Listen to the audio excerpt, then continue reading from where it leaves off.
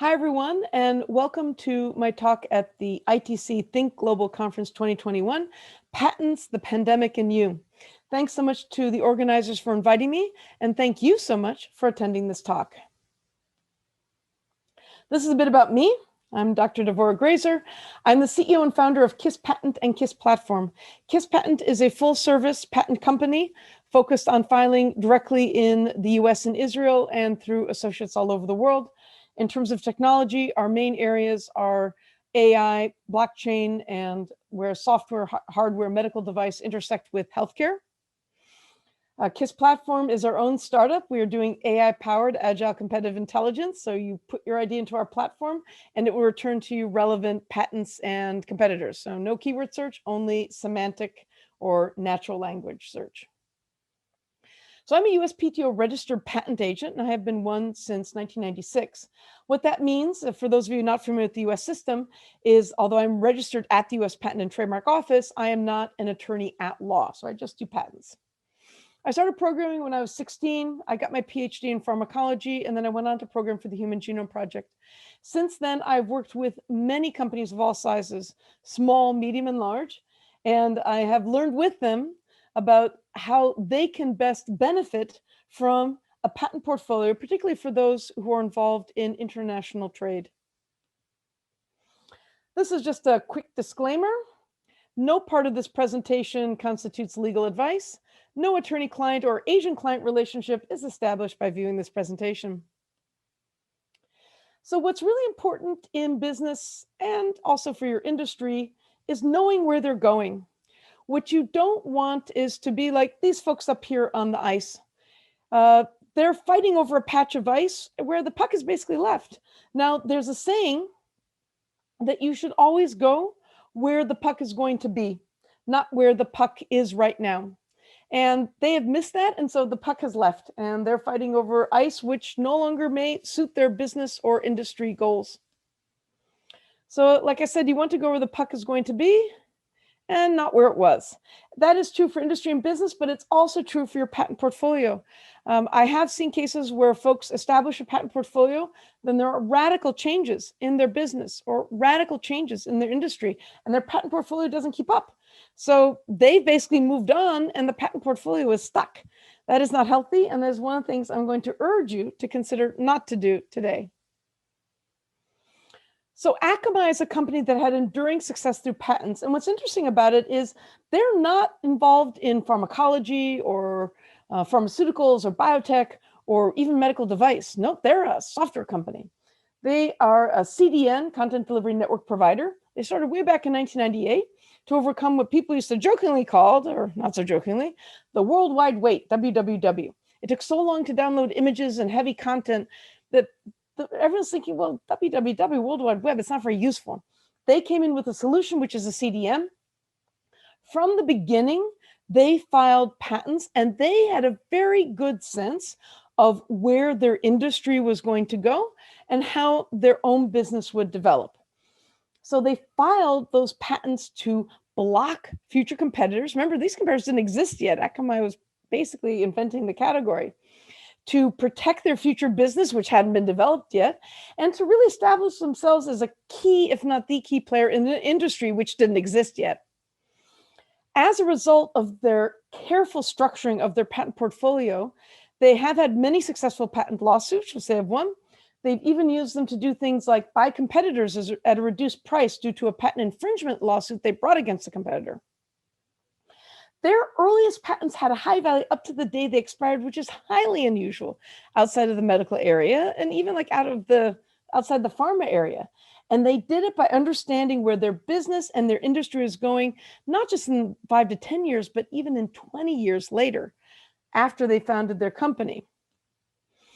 And they were able to have prolonged patent success through a period of profound changes. So think about this. In 1998, we didn't really have social media. The World Wide Web was just getting its act together.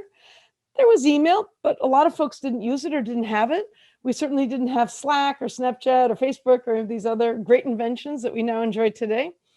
And yet they were able to understand a key aspect of how the internet would change all the way back in 1998 through the first dot-com boom and then the bust, and still going strong to today.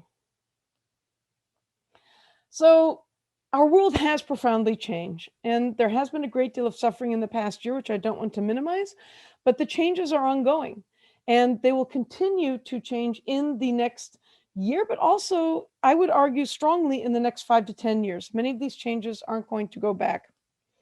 So, for example, multiple work models and locations are likely to continue. Companies are likely to be working more remotely and possibly also more internationally. Physical aspects of world trade to continue to be fragile. Now, when I'm recording this, the boat that was stuck in the Suez Canal just managed to get itself unstuck through a great deal of effort. But it's just one aspect of ways in which world trade were fragile. And it's not just that we don't have enough shipping containers, although we don't, apparently, but it's also, think of the logistic chains. Think about just-in-time manufacturing in the time of COVID. What happened to folks who weren't stockpiling? Were they able to get enough products to be able to continue manufacturing? But to be honest, a lot of us are having a hard time finding toilet paper. And so just-in-time supply chains were threatened due to their complex, intricate ways of coming together. Will that change how manufacturing occurs in your business and your industry? And if you think it will, then you should definitely think about how that would change your patent portfolio. As a reminder, patents are a per country right. Automation is becoming increasingly popular.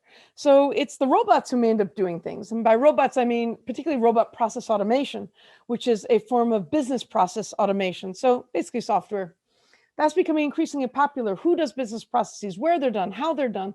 That is all changing. That can affect patent enforcement and infringement, of course. And both international trade conflict and cooperation are on the rise. We have realized with things like the blockage of the Suez Canal, with the coronavirus, how interconnected we are, how important it is we maintain those global links, how much we truly value those global links, and how we want to continue them. But international trade conflict is also coming together quite a bit. Think of US-China and the trade tariffs, but also think about non-tariff barriers, which some countries may end up raising. That may affect also how manufacturing occurs, how selling occurs, just-in-time supply chains, and that may in turn have a big effect on your patent portfolio because, again, patents are a per country right, and they're also the right to block or exclude. So where would you want to block or exclude your competitors to protect your markets and your own manufacturing? So your industry in the next 5 to 10 years, get out your binoculars and let's go take a look. Maybe a telescope. Business model and market, there are likely to be profound changes across many industries. How you sell, who you're selling to, what does your market look like? How are they purchasing from you? Is it going to be through other companies? Are you going to be coming together for that? Perhaps you'll be an integrator. Perhaps someone else will be an integrator. What about channel sales? These will have a profound effect on patents. Now, patents do protect technology, and yes, they are a legal document, but ultimately the most valuable patents protect your business model and your market. As those change, and as you predict them to change, you also need to change your patent strategy so that in 5 to 10 years, you don't find yourself without patents to protect your most valuable business models and markets. Geography.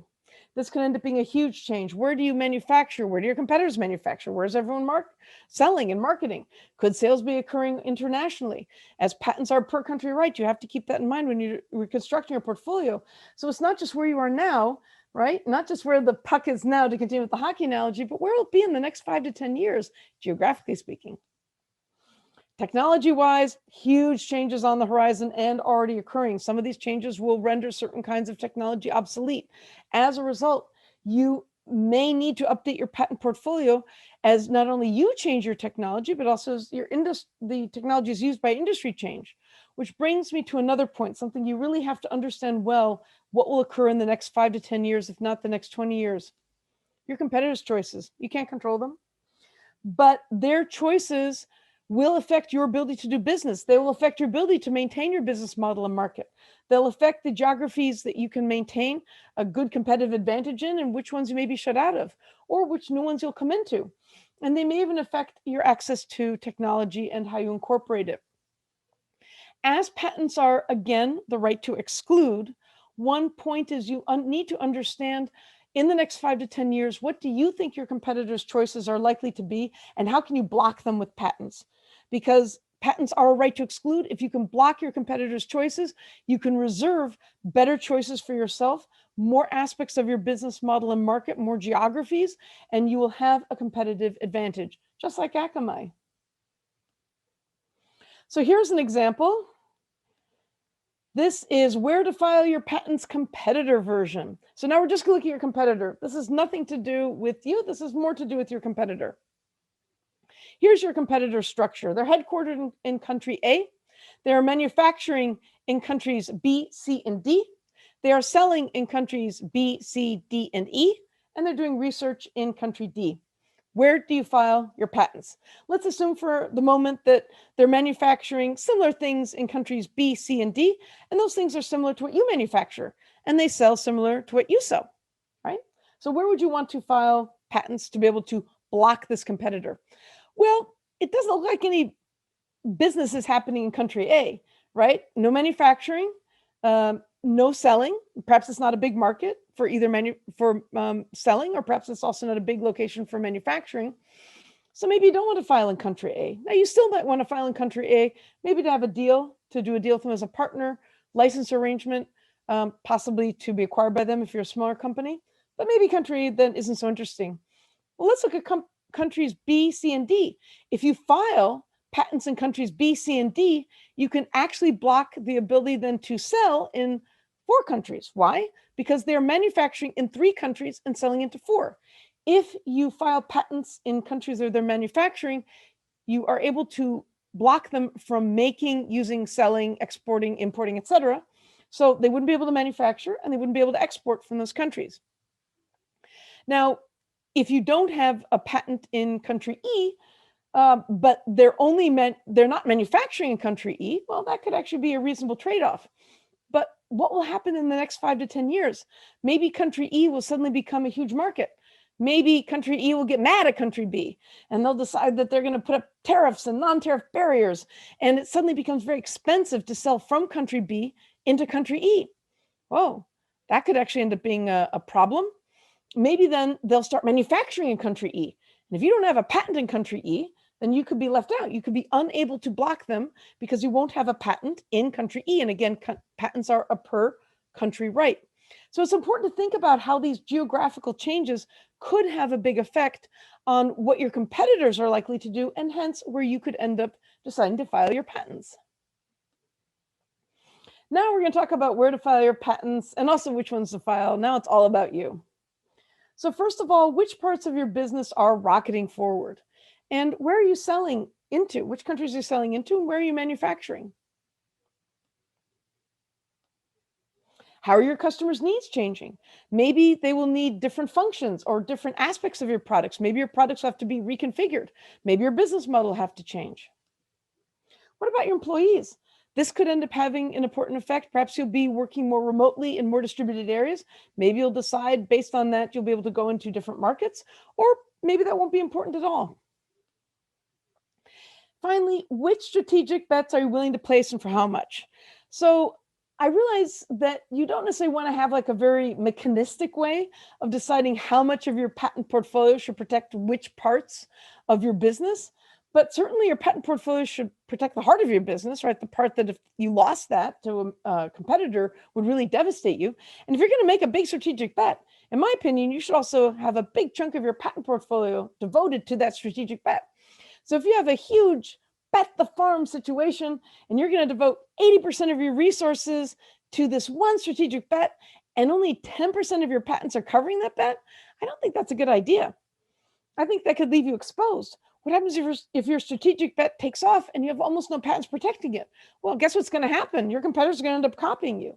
So it's important to think of all these aspects. Think about yes, technology, but also yes, market, yes, geographic location, and yes, business model. How can your patent portfolio to be updated to protect all of these different aspects of your business, how it will change in the next 5 to 10 years, if not the next 20 years, but certainly at least the next 5 to 10 years, which I realize is challenging. Understanding where your competitors will be filing or where they'll be operating and where you'll be operating, it is a challenge, but it's very important in order to have a really valuable patent portfolio that can protect your business. You also want to avoid what I call the patent portfolio zombies. So what are the zombies? They're hopefully not going to eat your brain, but they can end up eating a lot of your money and also time if you're still answering office actions or otherwise handling the patent application before it's granted. So in any case, they will take your attention. So what is a zombie? So a zombie occurs when some major aspect of your business model, your market, your technology, legal aspects, geographical aspects, what your competitors are up to, some huge change has occurred in your business and your patent portfolio hasn't kept up. Business model market zombies are very dangerous because, as I mentioned before, patents are a business tool. They should be protecting your business, including your business model and your market. So if that has changed significantly and your patent portfolio hasn't kept up, you may find that you're exposed and your competitors may be able to come in and to damage your ability to sell to your customers, to maintain your market, and to have a strong business model. Technological zombies. Technology marches ever on. And if your patents are very specific and they're general enough to cover a technological concept, then you could have a technological zombie, maybe a patent that no longer covers a technology that you can really use and is too narrow to be useful for other concepts. Legal zombies. These are a big problem.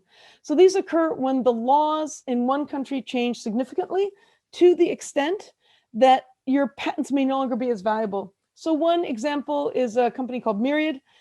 They had a lot of patents to very specific genetic sequences for mutations known as the BRCA mutations, which are very problematic for breast and also ovarian cancer. And they had a lot of patents on these mutations, on these short genetic sequences, and they used it to defend their diagnostic business. Well, then the US Supreme Court said, well, you know, these short naturally occurring sequences, these genetic sequences that are naturally occurring, we don't think they're patentable. So all of a sudden, with one fell swoop, all those patents were invalidated. So it is really important to think about how the laws in each country in which you filed a patent have changed, and they can change quite significantly in different countries. So US laws for allowing patents to be granted and also patent enforcement are very different for those in Europe. They're very different for those in China and so forth. So you have to keep up with the changes in those countries where you have patents to make certain those patents are still valuable and that you still want to file there in the future. Finally, geographical zombies. Some of these can occur from legal zombies. So sometimes they can occur because there may be a big geographical shift. Maybe someone was manufacturing in one country and many competitors went to that country to manufacture, and then suddenly no one's manufacturing there for whatever reasons. It could be political instability, it could be supply chain problems, it could be fights between different countries, tariff, non-tariff barriers. The point is, a geographical zombie can be a huge problem. It can also be a problem when a market you were selling into in one country may be evaporating. Maybe the patent there is no longer valuable, so you have to think about that. But I want to leave you all with zombies and things changing and problems that we do have to face, which I agree, they are very real and we do have to deal with them. But I also truly believe that we can now look forward to a brighter future together. With integrated technology and markets, how can you bring your technology and markets together to better serve your customers, to be able to sell better products, and to really anticipate your customers' needs in the next 5 to 10 years, and then also for your patents to be able to protect that. New ways to serve your customers, maybe new business models or new markets, new geographies. It's a really exciting time to think about all the things we can do now that are new. We have a lot of opportunities, and I hope that you think of new ways to serve customers that you could then also protect with your patents so that your competitors won't say, oh, that's a great idea, let me borrow that idea. Blocking your competitors. So we don't want them borrowing your ideas, right? And as I said before, patents are a right to exclude, they're a right to block. So you want to be able to block your competitors. You want to understand what you think their future choices are. Where do you think they're going in the next 5 to 10 years? Where will they be manufacturing? Where will they be selling? What will they be selling? What will their business model and market look like? And how can you stop them from achieving that at your expense, giving you a competitive advantage? Also, de-risking and upscaling. Yes, patents are about de-risking. They can also be a defense in certain circumstances, but also upscaling. Why not grow your business? Why not use it like Akamai as a way to compete and also to change and evolve your business? All of these wonderful things can and should be supported by your patent portfolio. Thank you so much. Please get in touch, devora.graeser@kisspatent.com. Thank you.